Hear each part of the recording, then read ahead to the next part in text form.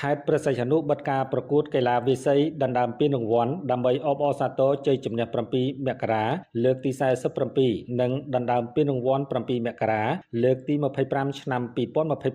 2026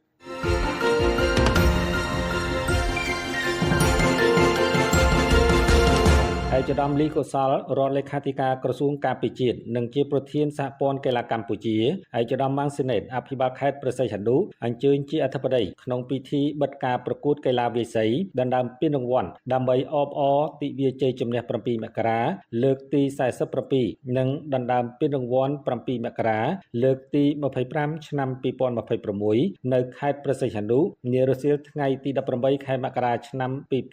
2026នៅក្លឹប TR ស្ថិតនៅក្នុងសង្កាត់លេខ1ក្រុងព្រះសីហនុសមាជិកចូលរួមប្រកួតមាន12ក្លឹបមកពីរាជធានីខេត្តមានកីឡាករចំនួន156នាក់ការប្រកួតមាន10វិញ្ញាសាស្មើនឹង72មេដាយប្រកួតចំនួន98ប្រកួតក្លឹបទទួលចំណាត់ថ្នាក់លេខ1គឺក្លឹប TR ចំណាត់ថ្នាក់លេខ2គឺក្លឹបវាយសី Khanik និងចំណាត់ថ្នាក់លេខ3ក្លឹបយុវជននគរបាលជាតិមានប្រសាសន៍នាឱកាសនោះឯកឧត្តមម៉ាំងស៊ីណេតអភិបាលខេត្តព្រះសីហនុបានថ្លែងកោតសរសើរនិងវាយតម្លៃខ្ពស់ចំពោះថ្នាក់ដឹកនាំនិងក្រុមការងារនៃសហព័ន្ធកីឡាវាយសីកម្ពុជាគណៈកម្មការរៀបចំការប្រកួតព្រមទាំងអ្នកពាក់ព័ន្ធទាំងអស់ដែលបានខិតខំយកអស់កម្លាំងកាយចិត្តនិងបច្ចេកទេសបានធ្វើឲ្យដំណើរការនៃការប្រកួតកីឡាវាយសីបានប្រព្រឹត្តទៅកាន់តែសុក្រឹតភាពនិងទទួលបានលទ្ធផលជាវិជ្ជមានដើម្បីឆ្លើយតបទៅនឹងការយកចិត្តទុកដាក់របស់រាជរដ្ឋាភិបាលកម្ពុជាលើការពង្រឹងគុណភាពវិស័យអប់រំកីឡាវិទ្យាសាស្ត្រនិងបច្ចេកវិទ្យារដ្ឋបាលខេត្តព្រះសីហនុបានសហការជាមួយក្រសួងស្ថាប័នពាក់ព័ន្ធដែលមានមន្ទីរអប់រំយុវជននិងកីឡាធ្វើជាសេនាធិការដើម្បីអភិវឌ្ឍវិស័យអប់រំកាយនិងកីឡាទាំងក្នុងក្របខ័ណ្ឌបច្ចេកទេស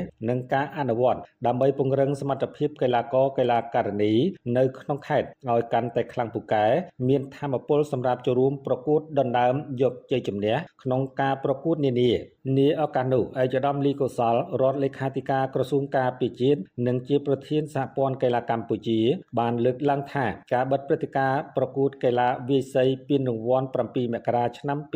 2026គឺបានផ្ដល់ឱកាសដល់កីឡាករកីឡាការិនីម្នាក់ៗបានបញ្ចេញអស់លទ្ធភាពនៅទេពកោសល្យសមត្ថភាពក៏ដូចជាវាស់ស្ទង់សមត្ថភាពបច្ចេកទេសដែលបានវឹកហាត់របស់ក្លឹបនីមួយៗក្នុងការប្រកួតប្រជែងនិងរឹតចំណងមិត្តភាពសាមគ្គីភាពជាតិជាពិសេសពង្រឹងគុណភាពសមត្ថភាពបច្ចេកទេសកីឡាករកម្ពុជាក្នុងដំណើរឆ្ពោះទៅការធ្វើជាម្ចាស់ផ្ទះព្រឹត្តិការណ៍ប្រកួតកីឡាយុវជនអាស៊ីឆ្នាំ